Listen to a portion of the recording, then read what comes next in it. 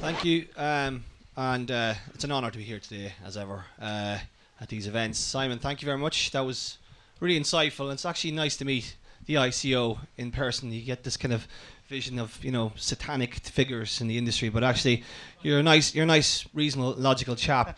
And going back to one of those things, I think I may have called your Ali a communist, but I was just more of a joke. I was trying to talk about the analogy between a sweet shop owner and a publisher. Imagine a sweet shop owner who sells his sweets, makes his sweets, and his current or the exchange cash for sweets. Suddenly, you have to give all your sweets away. That was my whole point. That's communism in my mind. That means a publisher who produces content and spends a lot of money on content has to be able to, trade that for something, and data is one of the things.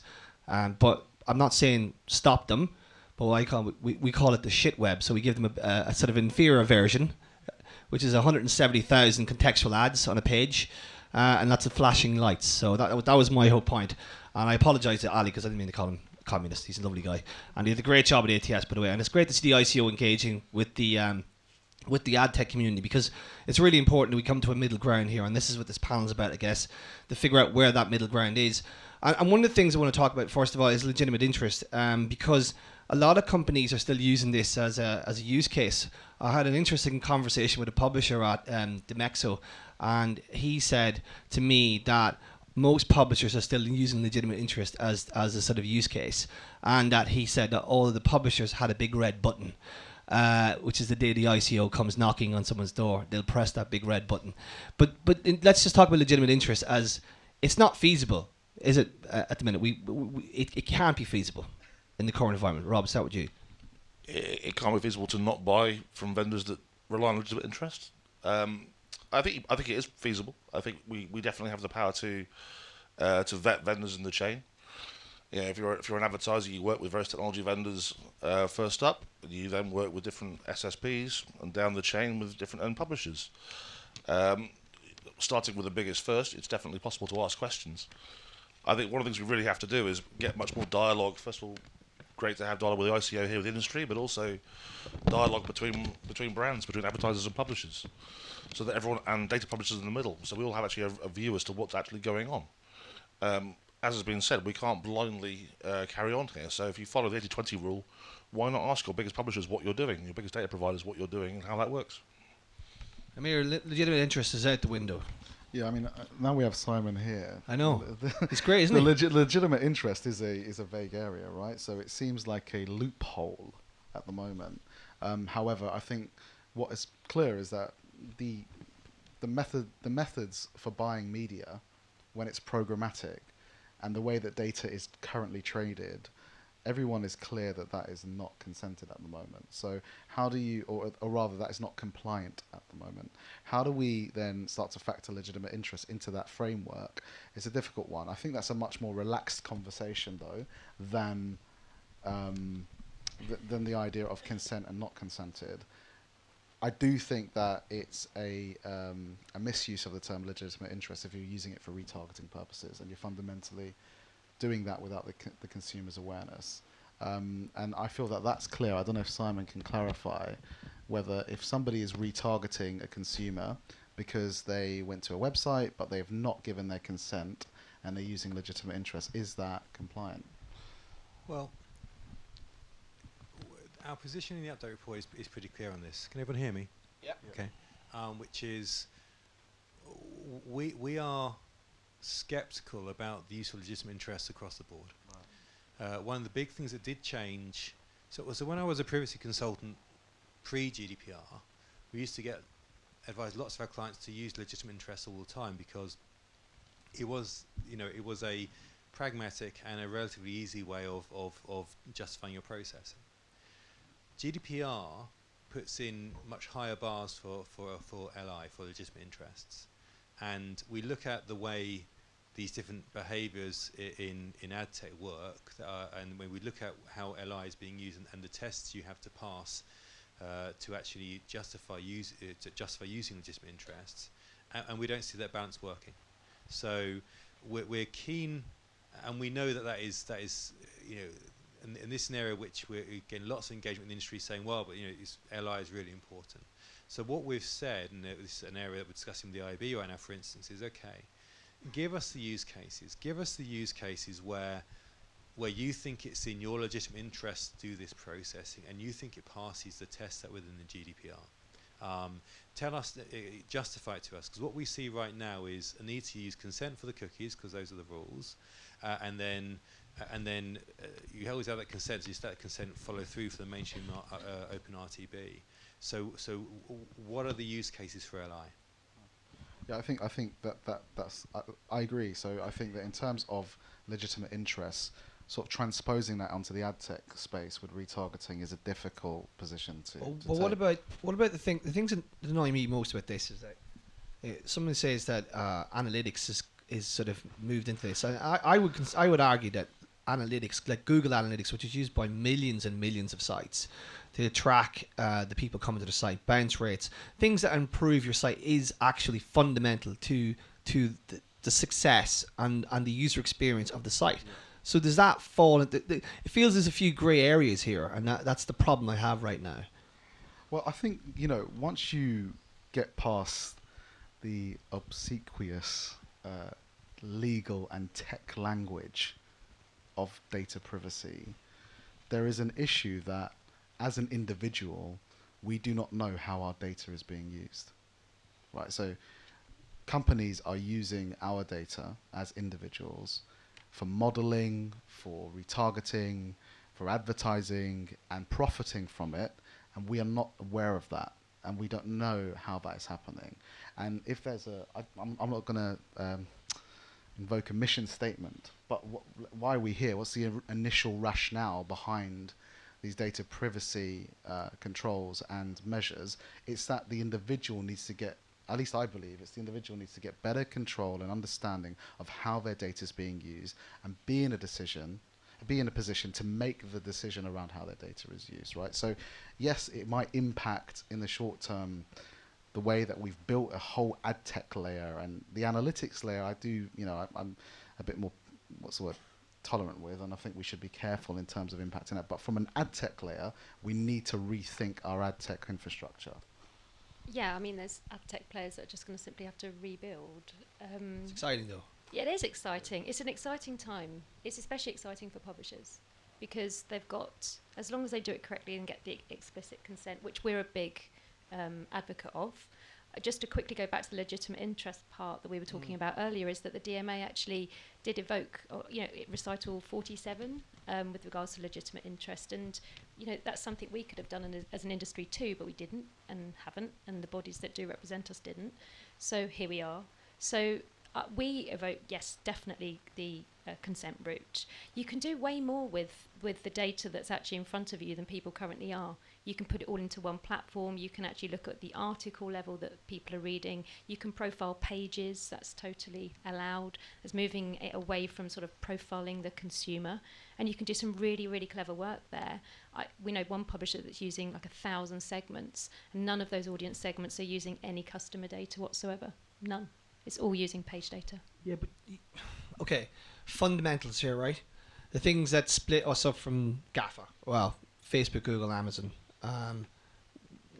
The fundamentals of what marketers want, right? Particularly DR marketers, right? Frequency capping, retargeting, as Rob said, measurement and attribution. These are fundamentals of the DR space, right? This is like a multi-billion-dollar business, right? In Europe, right? Publishers depend on this revenue. It's such a huge part of the revenue. Okay, they can get by on IOs, but IOs are not going to pay the bills, right? They need to be. Programmatic is such an integral part of this. So the contextual piece is interesting, and what you say is true. If you want about, but the fundamentals need to be addressed.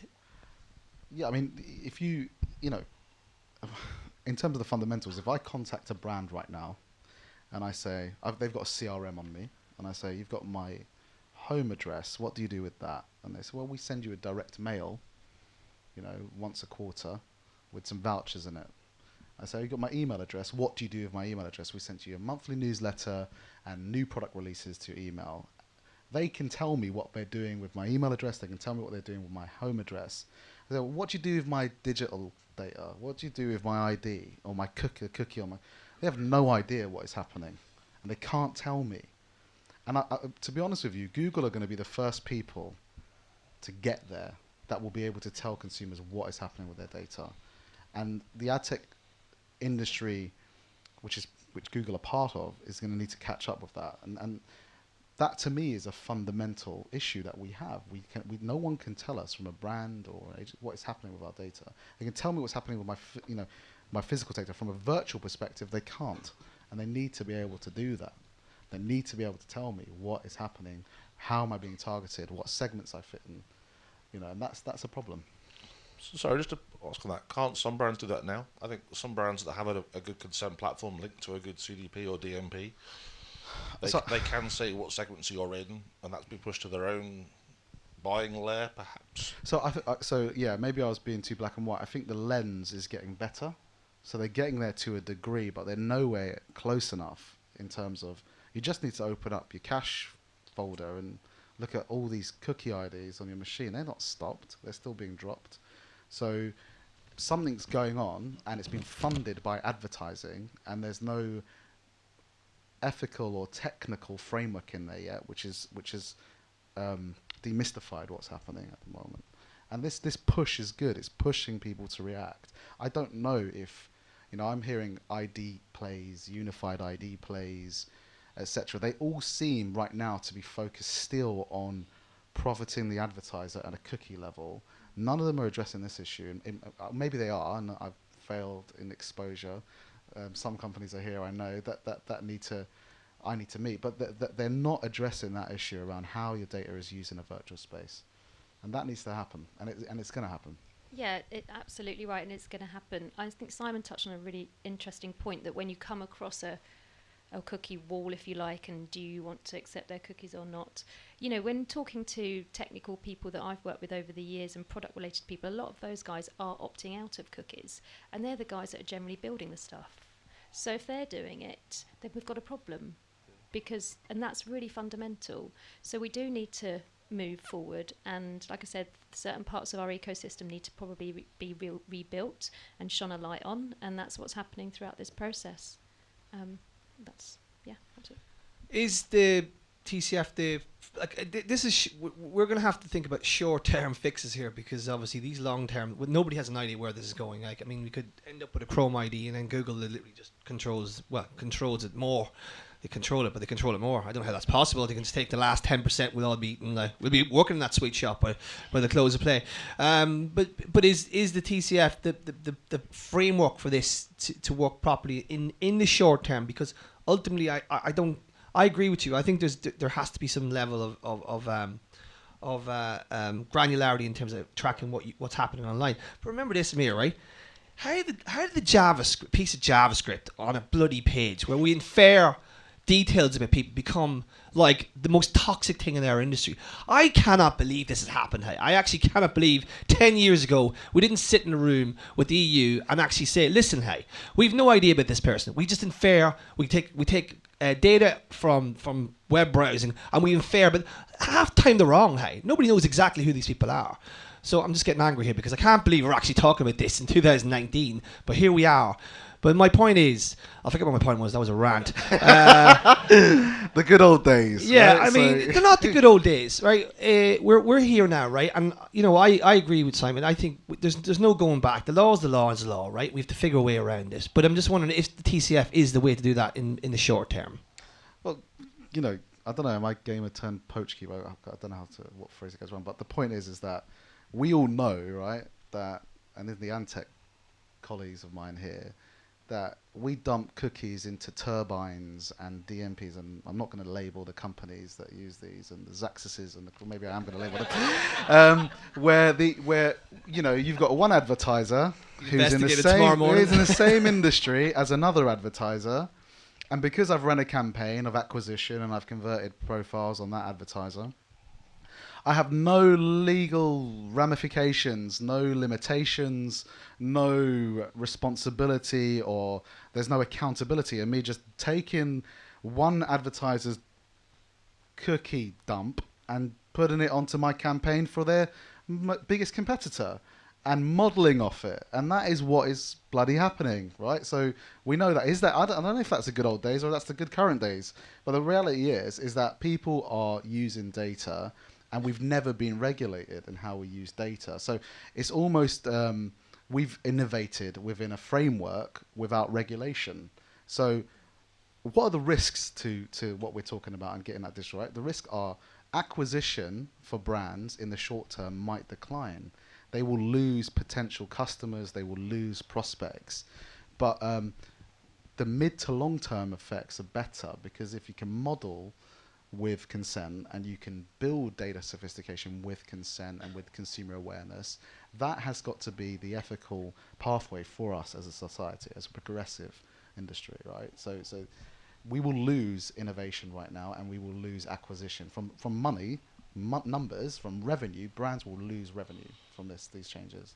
And so will publishers, right? In the short term, publishers are going to lose out. They are heavily reliant on an RTB area. You know, one of our leading nationals here is something like 88% now reliant on RTB. Which one's that? Revenue. Daily Mail. Might be. And you know, that's, I think, quite a scary Correct. place. That's quite a scary place for a publisher to be. I said nothing. And, you know, if you really look at the RTB industry, it's not been great for publishing. Their CPMs did decline. It's been difficult to recover. You know, as a business, we are more focused on the sort of where the audience can actually have an impact, which is more in the programmatic guaranteed or the IO space. And maybe we see a kind of like pulling back towards that where the publisher does have more control.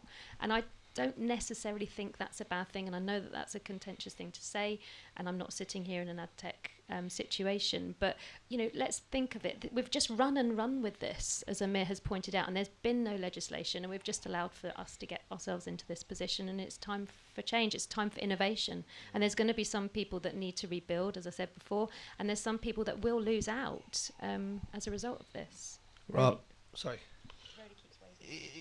My quick question was going to be, is this not a great opportunity for publishers? Because Absolutely. the amount of time someone drops a cookie on a Guardian reader and then buys them a lot cheaper somewhere else, last people will have to buy the audiences on those sites. Exactly. And it's about looking at the data that you already do have explicit consent for. Something like The Guardian, they have their dating area. Those people are telling you, giving you consent to understand incredible detailed amounts about them, their interests, their age, their gender, what their likes and dislikes are, whether they have pets or not. You know, travel areas, you're looking at people that are telling you they've got a family and dogs and what time they like to travel.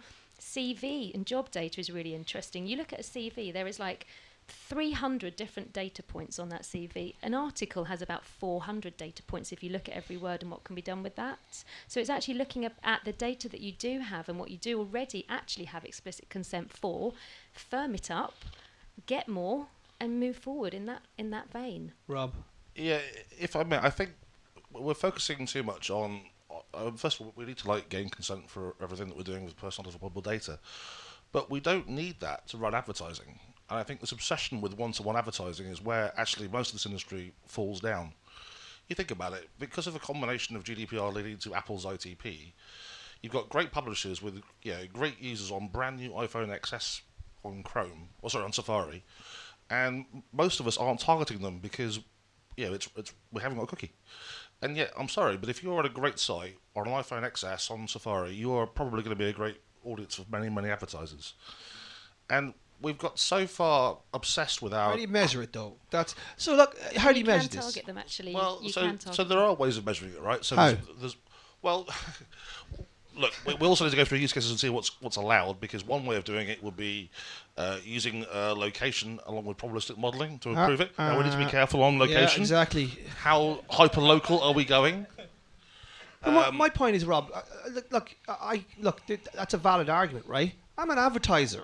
I don't give a shit about the Guardian or anything else. I just want users and customers, right?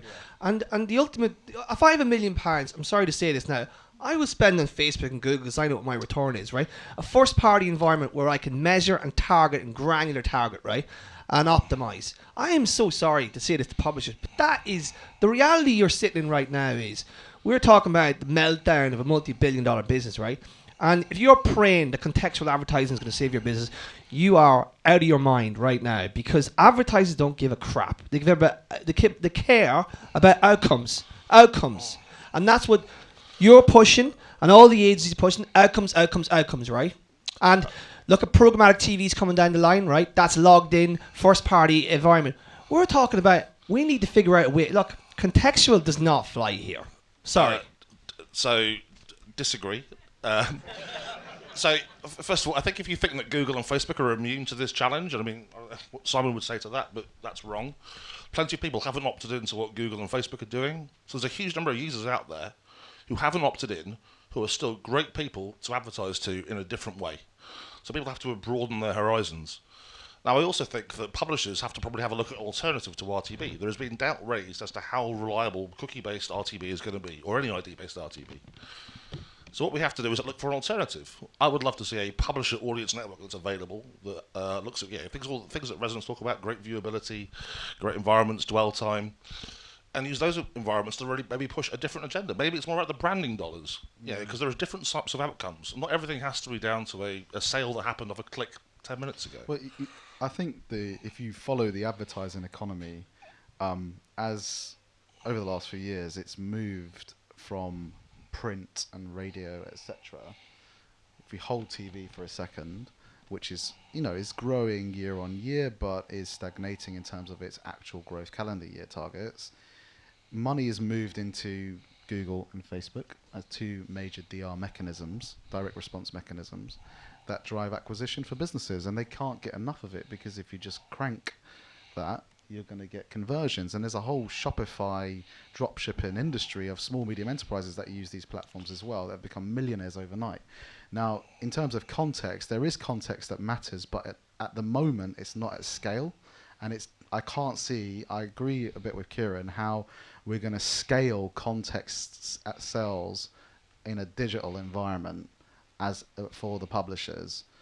The actual hook is a data hook. So if you can work with platforms that can give you a clean data or audience angle like Rezonence, etc., then publishers need to embrace that more than, I think, trying to just go and sell direct business, direct IOs to media agencies and to advertisers, because, white van drivers read X publication, and you want to reach them all, you can come to my site. They also read Deal Meal and, babaganoush.com. Is that a good site? I haven't been there before. Yeah, you teach you how to make falafels and But people confuse data with one-to-one data. I think we forget actually what advertising is. Advertising is reaching a broad audience. There will always be some wastage. The dream of one-to-one targeting is that you remove all that wastage. But actually, if the price is right and the environment is right, there's nothing wrong with a little bit of wastage to get the right environments. If we're following the users, if publishers are providing, which they are, great audiences on with great environments for advertising, there must be a way for us doing it without being obsessed with, frankly, not using their data correctly and mistargeting. No doubt, some people will not opt in. What are we going to do? Not run advertising to them? That's crazy. Well, dynamic creative... And that applies to Google and Facebook as much as anybody else. Dynamic creative... I mean, look, okay, in fairness, I think there are brands like Coca-Cola and McDonald's who wrap themselves around Christmas and the World Cup and the Olympics, and they don't really want to sort of limit the audiences that they reach. They want to be associated at a social consciousness level with these events as the drink of choice, as the food of choice, etc. And that's not going to change, and that's going to stay the same. And beer brands around, the NFL and the Super Bowl, that's not going to change. But, addressable advertising is here to stay, and it's only going to evolve. There is another angle where brands want to build a dialogue with a consumer, and that will be created hopefully via the AdTech industry, although De Mexico has made me a bit pessimistic. But that will be created by the AdTech industry, and we just need to move quicker in terms of how we adjust the platforms and the data controls that we have so that we can accelerate that sort of dialogue between an advertiser and a consumer. And what do you do with those that haven't opted in? So I think that you can't be so desperate 130 to say... Well, no, you ads. can't say there's no... You're basically creating an environment where if someone doesn't want to be advertised to, I'm sorry, you're going to need to get advertised to. So unless you create conditions like you cannot access this content unless you opt in, well, people have the right to say, I don't opt in. And we shouldn't be squabbling over ways to find a way to show them ads. They don't want to see ads. No, they said they didn't want to opt in for their data. They didn't say they didn't want to see ads. That's a very different thing. Okay, so if they don't want to opt in for their data, they'll be eligible for prospect marketing. right? But that again, at scale, at high CPMs, at Simon's high had value, enough. is different. He's off. Thank He's you, off to Simon. make a call about Saxes there. Thank you, Amir. Kieran, he You dirty planted that. dauber. He planted that. No, he planted that. You tout. You know what to do to Northern Ireland? Leave them we will ditches. hire all those guys. They're the smartest guys in the industry. The reality is prospecting at scale again is people are looking for cheaper methods to prospect. They're not looking for more expensive means to prospect at the end of the day. Okay, now that Simon's out of the room, how do we fix this? Quick. Quick, let's talk about solutions here. Is the TCF, like, I just wanted to be adult in front of Simon. Now that he's gone, we can be, we can talk among ourselves. AdTech. So what's the solution then? Is the TCF the solution in the meantime? Obviously, we have to find a long-term solution, but just a quick fix, because obviously what we don't want to do is just see all that money run into GAFA, because that'd be disaster. Not only for publishers, but for the industry as a whole. AdTech, independent AdTech, will never recover from it. So is the TCF the solution in the meantime, Rob? I think it's part of it, but actually, no, I don't think so. I think the solution is actually looking at other ways of using data. I think publishers need to speak more directly with brands. One of the things that's really hurt publishers is the long tail. Walled gardens get a lot of stick, but one good thing about walled gardens is they keep the bad stuff out. And I'm not sure that in an open RTB environment we've done enough work to keep out the bad stuff. So actually, I really believe it's much more about opening up the dialogue between leading advertisers and leading publishers, and trying to understand how they can look to hit their target audiences. Yeah. I think logged in, the authenticated web that you spoke about before is definitely a part of it. I think the TCF is part of it, but I also think that for those that want advertising but don't want to consent, there's also ways of running a different model. Yeah, exactly. And there was also ways to get that advertiser first-party data CRM really directly into publisher domains, have it not touch, have it be completely privacy policy compliant, both sides, one directional data, do some retargeting, but within a domain that you already know to be trusted from a publisher partner that you really want to reach. That's going on, left, right and centre, and we'll see more of that, I think. Do you think that the single sign-on is a strong part of this? Because obviously in Germany and in Portugal they've been pushing this pretty aggressively. In Germany there's about like 10 different sort of single sign-on solutions, but there's one that kind of is growing. It's the email guys that come on GFX or anyway. Yeah. But is that? I was purporting that. Because obviously you were saying about Safari, it's a bit of a dead zone. I was okay, it's an advertisement, but in terms of programmatic or to be enabled stuff, it's a bit of a dead zone, right? Well, it shouldn't be, because so many retailers actually have so many of their acquisitions happening from Safari users.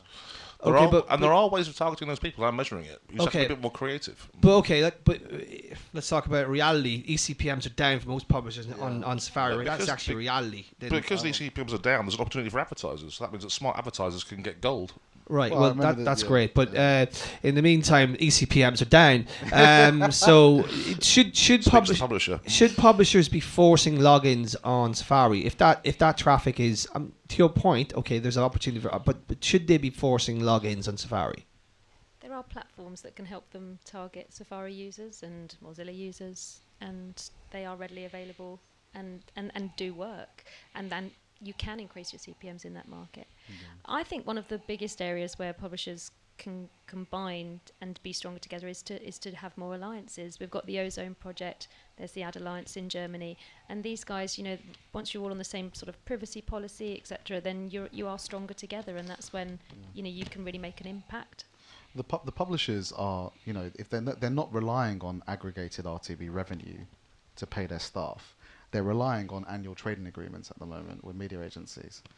Okay, and so that is being executed more and more through programmatic pipes. That's a different panel. But the point is that the RTB space, I think you've got not enough investment at the moment in AdTech, because there's one point about having somebody that comes with the right idea, so philosophically about single sign-on, and there's another about it being actually good, so the quality of the technology can stand up. I think one of the other catalysts for this data privacy is that it's one of these players are going to stumble and they're going to have a data leakage. You're going to see that. I think that's going to happen, and that's where all these the current technology options that advertisers and publishers face are mostly inadequate, right? So there needs to be a rapid improvement around the quality of ad tech engineering, and we need to be able to hire people and train people that can distinguish between good ad tech and bad ad tech, and that's something that will evolve. I think that the philosophy of a single sign-on is good, but the publishers aren't ready for that. You put a single sign-on on, right? Consumers and audiences are coming there for instant gratification. The second you say you need to log in and register and give me your details, your unique users are going to drop off. Your Xaxis deal is screwed at that point. Okay, but you've just gone from 100 million to 20 million, but now you've got a pocket of first-party data that you didn't have before. That's so let's be honest here, right? If you think the authentic web, the authenticated web, should I say, the logged-in web, this eCPM is going to rise because you have a one-to-one relation with that. The anonymous web is going to be, the gold diggers, as Rob would say, and obviously the anonymous web, right? Because there will be some shit with the gold, Rob, when you go, with your little plate in the river with the mercury. There's a lot of shit in there. A couple of nuggets for sure, but a lot more shit. There'll be a bit of wastage, yeah. I mean, honestly, I don't think there'll be that much, because if you think about, if people are on good sites, if people are be able to measure to some degree about location and good parts of the country at good times, and equally if we filter out fraud, and fraud's a huge part of that, there's not going to be that much bad stuff, right? Because premium publishers, if you use those controls, do not have that much bad stuff. I think the authenticated web's a huge part of it. I think one of the lessons from Facebook is to make it really, really easy to upload your opted-in email lists. And it's really funny that if you're a small advertiser with 100,000 email addresses, right, which you have confidence that you have opted in on, it's 10-minute job to get that live on Facebook. Whereas try getting that live on our major publishers, it's much harder. And I think that disparity is one of the things that we need to fix. But then you need an ID. I was going to say there's services. Well, but then if you log in, then you have that exactly. ID, and if you log in, that comes with consent. But that goes back to the argument we're talking about. We need an ID for the industry. We need to be able to do the same things Facebook and Google can do. But that ID is the email address, and that comes with with consent. That's it. It's finding that persistent ID, and an email address is a perfect example of that. Okay, so I mean, what should we like? It's got I don't know if you were. Most of you were at ATS, but. I'll just basically one more question already because he's pointing his watch here. He must want to go to the toilet. I don't know if you were at ATS, but Ali Shah, who's also at the ICO base, he was very good in the panel. He was excellent with Rachel, and but he said at the end very, very ominously that after 6 months we're coming for you, like literally on stage. And I was going, oh shit. So what are we going to do here? Like, what can we do? There's probably a lot of people in publishers and ad tech saying, what do we do here? Like, because I don't want to be the first to fall, because obviously, as I say, you're out running the other guy from the lion. So how do you not be that guy that's chewed up by the lion? Well, I think what you've got to do is just analyse what you're doing. You need to have a look at your providers and see what their policy is. And most advertisers should have a few relationships with various different people. What is your policy? Analyse your top publishers. Have a consent platform in place. And I think, as has been said on the report, there's still an awful lot of use cases in grey areas. So if you cover off what has been called out and ask the question and try and minimise that, I think you'll be a lot faster than the line. Fiona, you got? Yeah, exactly. Same points. Innovation, and I think it was quite clear from Simon this morning. As long as you can prove that you are making steps towards being compliant in all areas that you can be compliant in, and that you certainly know the data exchange and the threads and the workflow of your data and how you're managing that, then you're on the way. Nobody actually asked what the process was, which I would have been interesting. Is it a phone call going, get your shit together, we're coming for you, or is it a straight up guys come to the office and start taking like hard drives and stuff, ICO jackets? It'll probably be a phone call and then an email on the back of the appropriate person, and it's a reality. So you've got a situation where, I think, and it's good for us, everyone needs to do their due diligence on this right now. So it's not just publishers, right? Let's not just have a publisher focus. It's brands. And I was really pushing Simon on that because I wanted him to answer whether brands need to stop investing in this space at the moment. And I felt like he kept answering with a yes around an ethical responsibility. And maybe when that 6 months is over, it's going to be a monetary penalty, right, on those brands. So I think ultimately, you need to do your due diligence around how you're collecting, hosting, and using your consumers' data, whether it's an audience and a publisher or a brand. You need to do that due diligence.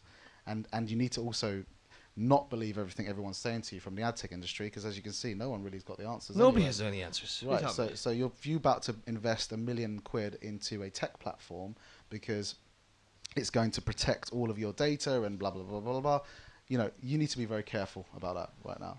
All right, I think we need to wrap up. The other question I'm going to ask this question, but one of the things I did want to ask was the forensics. I want to know how they prove this, because that's going to be really interesting. How are they actually going to prove this?